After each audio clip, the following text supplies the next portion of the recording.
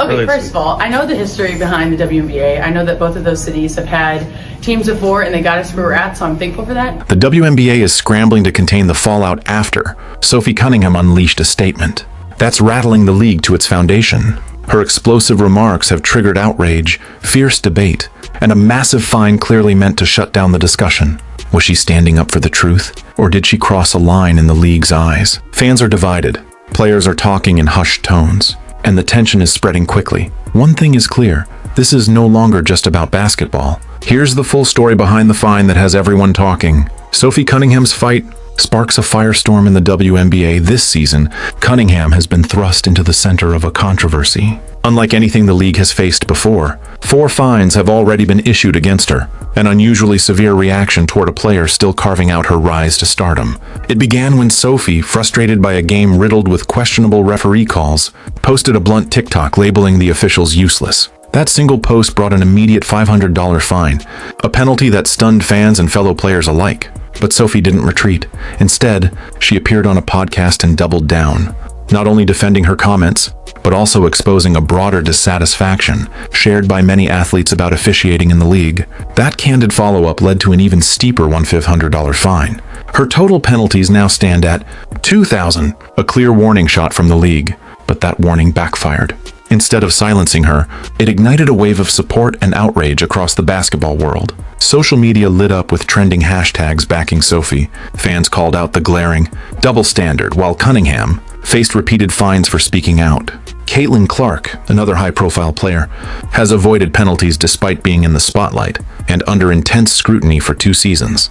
The contrast fueled public anger and confusion. GoFundMe pages sprang up overnight, covering Sophie's fines in hours. Petitions demanding transparency in officiating, and fairness in fines gathered thousands of signatures within days. The core question echoed everywhere. Why punish someone for calling attention to an issue so many see as real? Why avoid fixing the problem instead of addressing it head-on? Sophie's fight isn't simply about money or frustration. It's about a league standing at a crossroads. Tensions between players and referees, questions about fairness, and demands for accountability are now front and center. As more voices join in, the WNBA is facing a challenge that could redefine its future. The fallout from Cunningham's defiance is only beginning. What happens when courage clashes with control? Will her stance drive meaningful change or bring consequences no one expected? The coming weeks will decide. Sophie Cunningham in the battle over free speech in women's basketball. In the NBA, outspoken players like Draymond Green and legends such as Charles Barkley have built reputations not only on their talent, but also on their fearless honesty. Barkley, in particular, became an icon by speaking his mind without apology, openly challenging the sport and its flaws. Fans expect and even celebrate this kind of raw candor. It's embedded in the culture. But Sophie Cunningham's recent experience paints a completely different picture. After publicly calling out referees for failing to protect players, Caitlin Clark among them, the league's response was icy. One moment, she was simply voicing frustration.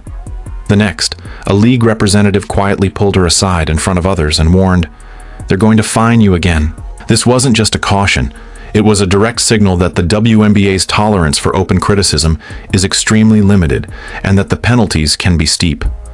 Unlike the NBA, where open dialogue is often embraced, the WNBA appears to follow a stricter rulebook where speaking out can come at a serious cost. Ironically, the league's attempt to quiet Sophie has done the opposite, amplifying her voice and drawing more attention to the officiating concerns she raised.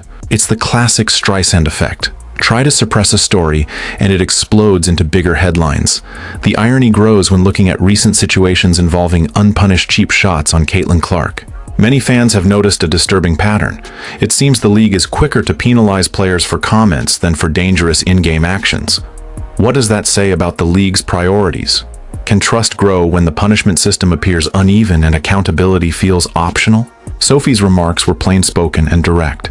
"If I were a ref, I'd admit I mess up all the time. The job's not easy, but when a clear call right in front of you is missed over and over, what are you doing?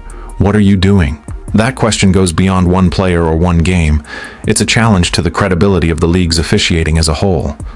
The issue isn't just one fine or one athlete. When the NFL's refereeing is widely seen as superior, it only throws the WNBA's problems into sharper relief. Players, fans, and analysts are left asking, how long can a league last if those pushing for fairness are met with penalties instead of solutions? This isn't just Sophie Cunningham's battle, it's a fight for the league's identity. And the outcome is still up in the air. So what's really driving the fines and the silence? Could Sophie's push for transparency reveal truths the WNBA would rather keep hidden? The answer could reshape the league, or fracture it beyond repair. Sophie Cunningham and the WNBA's officiating dilemma. That pattern affects everything, from how teams adjust their strategies, to how fans' tempers flare, to how players express their anger after games. Sophie's blunt comments didn't come from nowhere. They've pulled back the curtain on a problem the WNBA has quietly sidestepped for years. Recent episodes involving Caitlin Clark show exactly what's at stake. Star athletes have been taking blatant cheap shots in games, yet no whistle is blown. What used to be rare is now disturbingly routine, and the frustration among fans and players is boiling over. The questions keep pouring in the stands, on social media, and in post-game chatter. Why aren't these fouls called? Why does the league seem to ignore them? The sentiment is the same from veterans, rookies, and fans coast to coast. What's going on with the refs? And yet, instead of addressing those concerns, the league has chosen to hit outspoken players like Sophie with fines. Sure, $500 might sound small to some, but as a penalty for voicing frustration, it only intensifies the outrage. The contrast between Cunningham's fines and the lack of penalties for other players like Caitlin Clark has fueled public anger and confusion. GoFundMe pages have sprung up to cover Cunningham's fines, and petitions demanding transparency in officiating and fairness in fines have gathered thousands of signatures. Fellow players, including former WNBA player Swin Cash, have expressed support for Cunningham's right to speak her truth. The WNBA has maintained that players can be penalized for public criticism of officials, citing their collective bargaining agreement. The WNBA's response to Cunningham's comments has raised questions about the league's identity and its approach to criticism.